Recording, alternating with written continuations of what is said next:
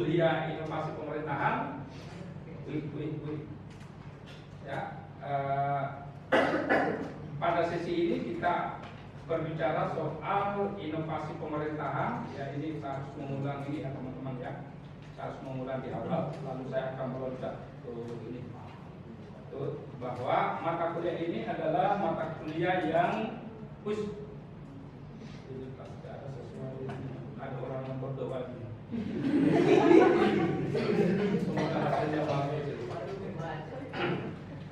Oke teman-teman, sesi ini ya ini pertemuan kita yang akan membahas inovasi pemerintahan, dan saya yakin dan percaya bahwa ini adalah mata kuliah yang menarik ya, dan itu dibuktikan dengan ada sejumlah karya kakak angkatanmu yang saya bawa di kelas ini ya, itu sebagai bukti bahwa mata kuliah ini memang laris manis untuk ditulis, dan ada 2 orang yang pernah lolos dalam lomba penulisan karya ilmiah soal inovasi di UGM. Itu yang pertama. Yang kedua adalah inovasi pemerintahan ini memang teman-teman dituntut untuk banyak menulis plus membaca. Saya kembalikan bahwa tugas mahasiswa itu adalah 2 hal yang paling hakiki, membaca dan menulis. Kalau teman-teman tidak bisa membaca dengan baik, saya yakin dan percaya tulisannya pasti ngarang. Bukan tidak bisa ya, bisa, tapi ngarang. Apalagi mata kuliah ini memang sengaja saya setting dalam rangka untuk memenuhi publikasi, satu. Yang kedua adalah mata kuliah ini memang diharapkan teman-teman untuk banyak berpartisipasi, karena itu dalam penulisan nanti tugas ya teman-teman akan ada riset lapangan ya, dan riset lapangan itu bagian dari cara kita untuk mengkonfirmasi data yang teman-teman peroleh dari media sosial atau misalnya membaca sejumlah literatur, kemudian harus dikonfirmasi kepada orang yang bersangkutan apakah memang ada atau tidak inovasi di tempatnya. Lalu Anda cross check lagi apakah inovasi itu sudah memenuhi standar. Misalnya ada gagasan baru, ada nilai baru di situ, lalu ada caranya yang baru, lalu ada objeknya yang baru, ya, lalu ada hasil yang baru.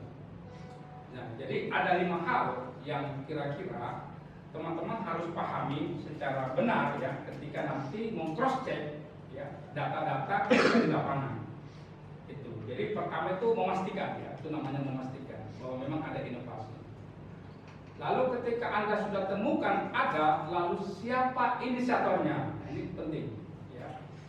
Inisiator itu bisa Pak Bupati, bisa Pak Wali Kota, bisa Pak Gubernur, atau bisa kepala dinas.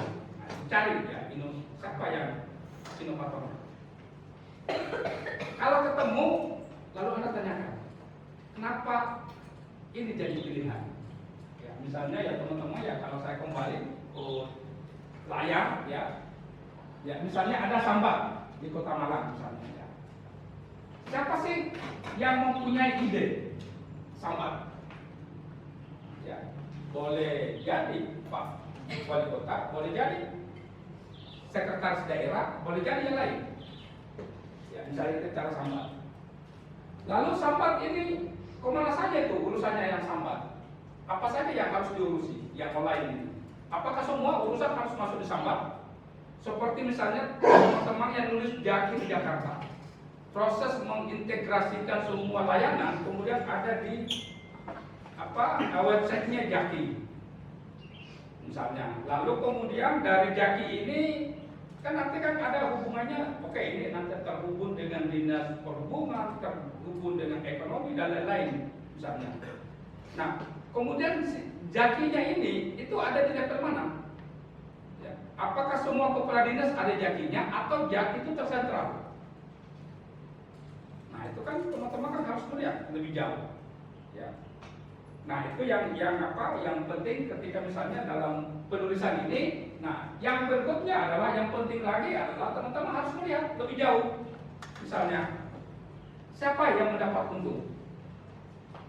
Apakah pemerintah mendapat keuntungan besar dengan adanya inovasi pemerintahan atau yang diuntungkan oleh rakyat? Ya, misalnya sebagai ilustrasi, kalau inovasi pemerintahan dalam bentuk layanan, itu biasanya yang diuntungkan adalah warga. Karena memang banyak layanan-layanan yang dibuat oleh Pemda itu gratis. Apalagi misalnya layanan itu ada di level kelurahan. Ya, hampir semua layanan publik yang ada di level kelurahan itu sifatnya gratis. KTP, KK, akte, surat pindah, itu semuanya gratis, nggak ada yang dibayar. Nah, ini pula kemudian apa yang terjadi berikutnya? Memotong galur birokrasi. Ya. Saya misalnya punya pengalaman di Tasikmalaya ketika saya pindah dari satu ke kelurahan ke kelurahan yang lain, tapi masih satu kecamatan, itu diselesaikan di kelurahan itu. Tidak perlu ke kecamatan, sudah dari sini saja katanya. Ya. 2 hari kemudian langsung ditelepon, Mas sudah jadi kakaknya dan sudah jadi KTP. Ya, apalagi misalnya di daerah-daerah lain ya, ada istilahnya misalnya pelayanan 24 jam. Ya, KTP itu hanya 24 jam. Jadi, bahkan ada cuma 2 jam KTP. Cepat.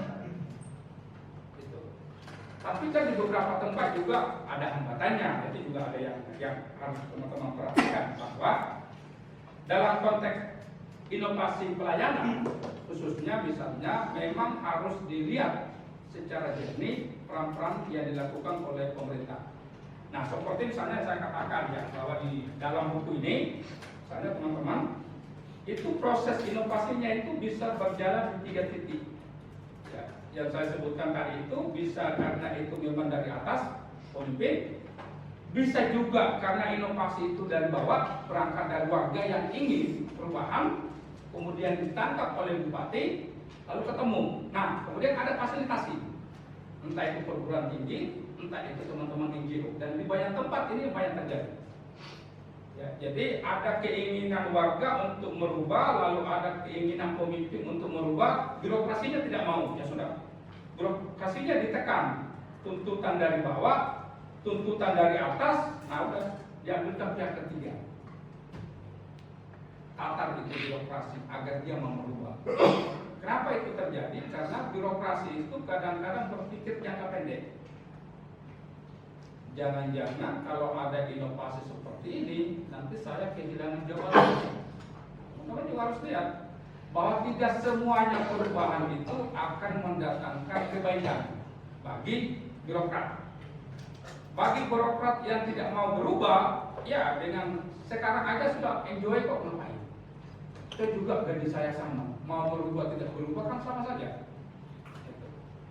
Tetapi bagi Pemda yang ingin melakukan percepatan, ya seperti misalnya yang biasa saya katakan ya, kayak Kang Emil dulu, atau Jokowi misalnya ketika sampai di Jakarta di awal, ketika dia ingin melakukan perubahan di birokrasi, yang dilakukan satu apa? Diadakan tes ulang.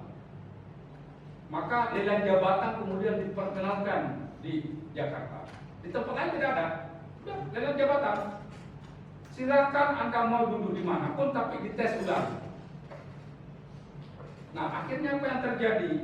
Banyak orang-orang yang kepala dinas itu tersingkir karena ternyata dia naik pada posisi jabatan itu hanya karena kedekatan dengan pemimpin sebelumnya, atau karena dia ikut cawe-cawe, bahasanya SBY. Ya, ikut cawe-cawe ketika mereka ikut pertarungan. Nah, ketika perubahan terjadi, ada orang baru yang masuk, dengan suasana baru yang masuk, dengan etos kerja yang baru, dengan budaya kerja yang diperkenalkan baru, ya sudah. Ya, makanya karena Kompas itu merilis ya, ada beberapa mantan wali kota di Jakarta itu turun derajat jadi kepala dinas. Kenapa? Dulu dia punya jabatan bukan karena kapasitas, tetapi faktor kedekatan, faktor karena dia pernah ikut membantu, ya sudah dia dapat, dan senioritas. Nah ini kemudian dirubah. Nah hal yang sama misalnya di Bandung juga sama, di Kang Emil. Kang Emil juga kemudian melakukan inovasi dalam konteks pelayanan publik, tapi yang diperbaharui pertama adalah orang banyak. Bagaimana para birokrat ini kemudian diharapkan untuk adaptif. Nah ini problem. Makanya 2 tahun terakhir itu ya, pandemi itu memberikan kita banyak manfaat sebetulnya. Kalau kita mau belajar, ya, jangan melihat berapa orang yang meninggal, ya. Tapi kalau kita mau belajar bahwa pandemi itu memberikan manfaat yang luar biasa dalam konteks tata kelola pemerintahan. Orang selama ini cuek dengan teknologi, kemudian mau tidak mau harus akrab dengan teknologi. Teman-teman kalau mau mengurus sesuatu harus ke Pemda, kemudian pandemi itu mengatakan jangan. Tinggal Anda di rumah, ambil belangkonya, isi belangkonya, upload pulang, nanti Anda tahu. Ya, berapa hari selesai. Bahkan itu transparan, ya. Bahkan beberapa Pemda itu sudah ada waktunya. Untuk mengurus ini hanya butuh 2 hari, gratis. Kenapa? Orang bisa melacak, ya, men-tracking, mulai dari awal sampai akhir. Berapa dana yang harus keluar, berapa waktu dan biaya yang harus dibutuhkan dan lain-lain. Jelas. Nah, makanya orang mengatakan bahwa pemanfaatan teknologi dalam tata kelola pemerintahan itu mengurangi apa? Korupsi.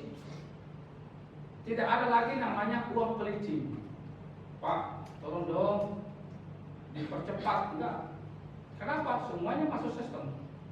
Kalau kurang ya sudah dikembalikan. Itu. Teman-teman pernah misalnya ke konferensi Asia Afrika di Bandung? Ya. Hanya masuk saja itu adalah mengisi di online-nya, di website-nya ngisi. Hanya masuk, memang gratis, tapi itu ngisi itu dari panjang sampai belakang itu. Kalau Anda tidak mengisi, Anda tidak bisa masuk. Padahal di dalam kosong. Ya, standarnya begitu. Siapa yang membuat standar itu? Menteri Luar Negeri. Karena ini bagian dari warisan budaya yang harus dipelihara. Ya makanya dibuatlah standar sedemikian rupa. Hanya masuk di konferensi Asia Afrika yang notabene hanya tulisan-tulisan yang banyak dan patung-patung dan gambar-gambar. Nah, itu bagian dari sebuah proses. Ya. Nah.